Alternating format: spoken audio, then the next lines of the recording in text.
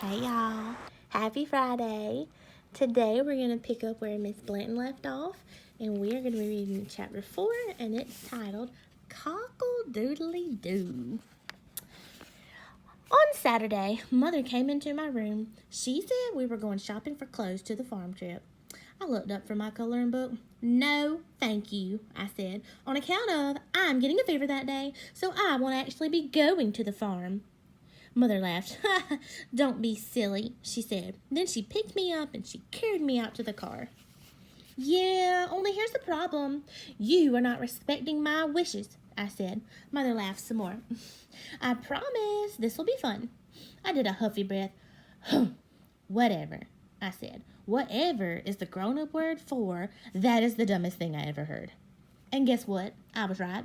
Shopping was not fun at all, 'cause Mother kept on making me try on clothes that I didn't want.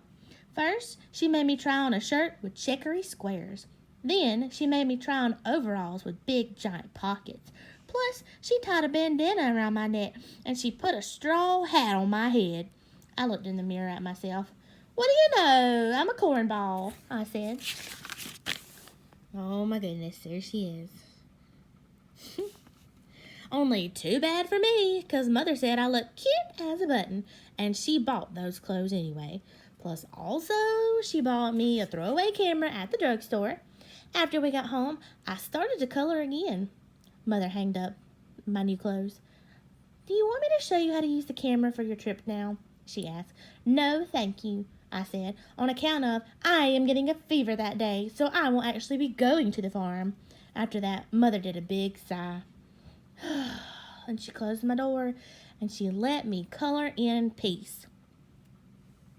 I got tricked, 'cause on the day of the trip, I told Mother I had a fever, but that woman did not even take my word for it. Instead, she took my temperature. Oh, my Lord. And so, what kind of trust is that, I ask you? No fever, she said. Then Mother dressed me in my farm clothes, and she drove me right to my school. We pulled into the parking lot. Oh, no, I said. Oh, no.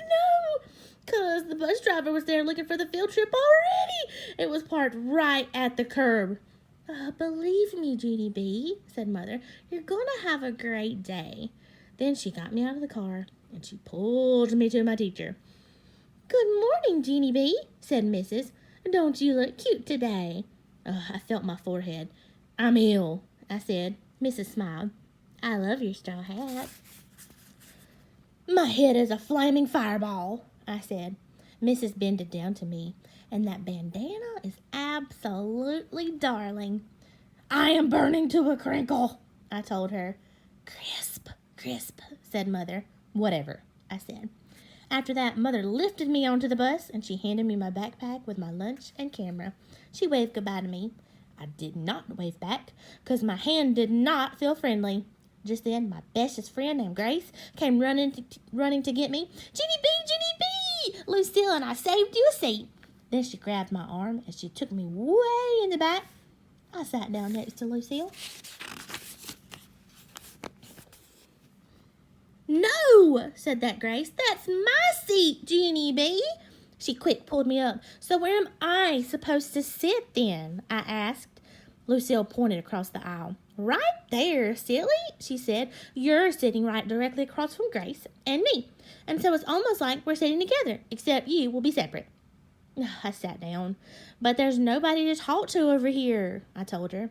Just then that meanie Jim jumped up from the seat behind me. Me? You can talk to me? He said, very laughing. Then he leaned into my ear and he hollered, Cockle-doodly-doo!